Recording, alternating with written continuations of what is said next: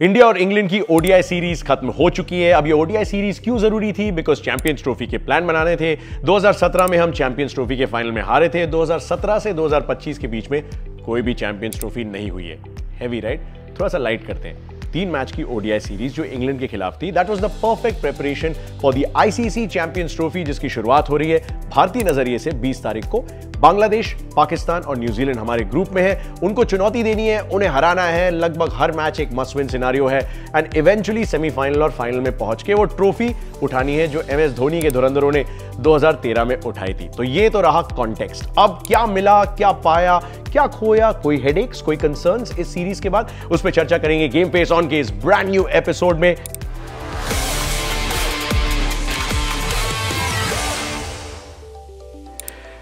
सबसे पहले पॉजिटिव्स। सबके जहन में एक ही सवाल था, रोको रन बनाएंगे तो कब बनाएंगे? क्योंकि अब जो है वो शाम से रात हो चुकी है, सुबह होने वाली है दोबारा।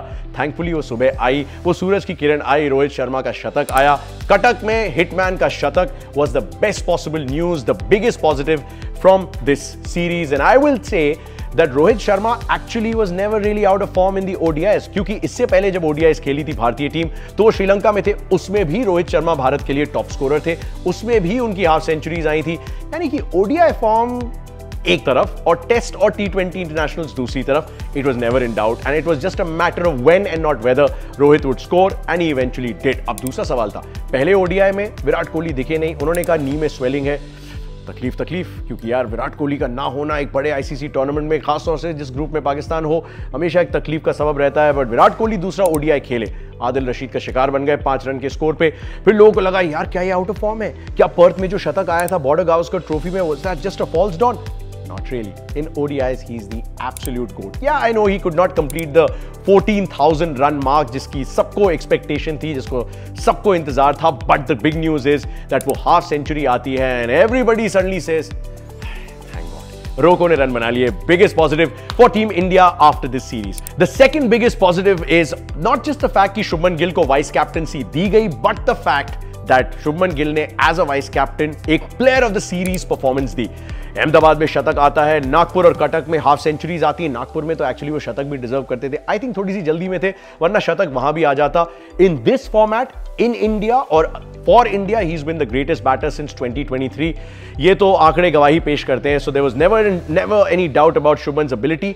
The only concern I had was कि पहले ओडीआई में उन्होंने नंबर 3 पे बैटिंग की, थैंकफुली दूसरे ओडीआई में सेंस प्रिवेल्ड, उनको वापस ओपन करने भेज दिया गया and that is where Shubman has been shining like a diamond and that's exactly what he proved with that player of the match and player of the series performance. Vice captain का अच्छा form एक अच्छा संकेत हो सकता है। दूसरा बड़ा सरप्राइज था कि श्रेयस अय्यर जो थे वो पहले मैच से पहले खेलने भी नहीं वाले थे, वो तो मूवी देखने की तैयारी कर रहे थे। उन्होंने एक्चुअली मैच के बाद कहा, अर्धशतक लगाने के बाद, कि यार एक्चुअली मुझे कैप्टन का कॉल आया कि विराट को नी में तकलीफ है और शायद मुझे खेलना पड़ जाए, तो मैं जल्दी से बिस्तर में चला गया और मैं सो गया और अगले दिन मैंने ऐसे ही चलते फिरते नाश्ता पानी करके अर्धशतक भी बना दिया। Cool as you like, but that's what Shreyas Iyer is. He is got this elite mindset और नंबर 4 पे उनके आंकड़े कमाल के रहे हैं। I mean an average of over 50, he is got 100s, he is got 50s and he is got a strike rate of over 100 while scoring those runs, which tells you कि pressure वो लेते नहीं है, pressure में वो opposition को डालते हैं, खासतौर से उस मिडिल ओवर्स के फेज में जहां पे चीजें थोड़ी सी जो है ना, इंग्लैंड से पूछिएगा, आउट ऑफ ट्रैक चली जाती हैं।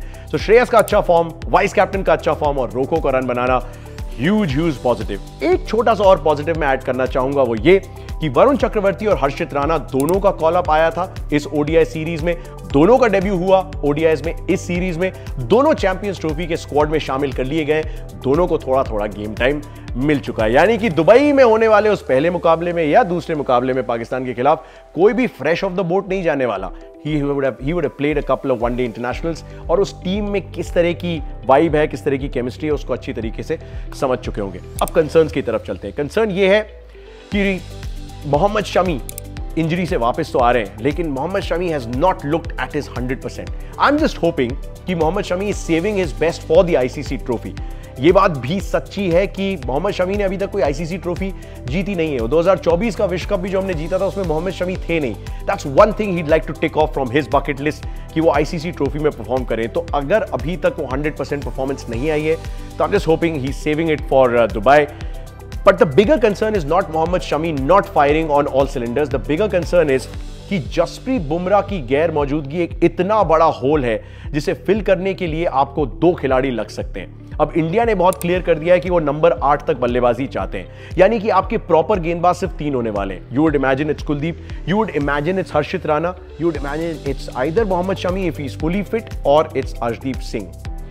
यानी कि अभी समस्या यह है कि जसप्रीत बुमराह की गैर मौजूदगी में कम से कम 2 लोगों को वो भार उठाना पड़ेगा, and that to me is a huge question mark. क्या मोहम्मद सिराज को उस चैंपियंस ट्रॉफी के स्क्वाड में शामिल किया जा सकता था? अभी मैं आंकड़े देख रहा था, 2023 से पावर प्ले में उनसे बेहतर गेंदबाज भारत के लिए एक्चुअली कोई रहा नहीं है। रोहित शर्मा ने जब स्क्वाड के सिलेक्शन का अनाउंसमेंट हुआ था तो कहा था कि वी थिंक, पैराफ्रेज कर रहा हूं, वी थिंक कि Mohammed Siraj doesn't quite give us enough when he is not operating with a new ball, यानी जब वो नई गेंद उनके हाथ में नहीं होती है तो शायद इतने इफेक्टिव नहीं होते, बट अब तो होने वाली थी ना, क्योंकि जसप्रीत बुमराह नहीं है तो नई गेंद या तो शमी या फिर मोहम्मद सिराज या दोनों के हाथ में होती, दोनों एंड से।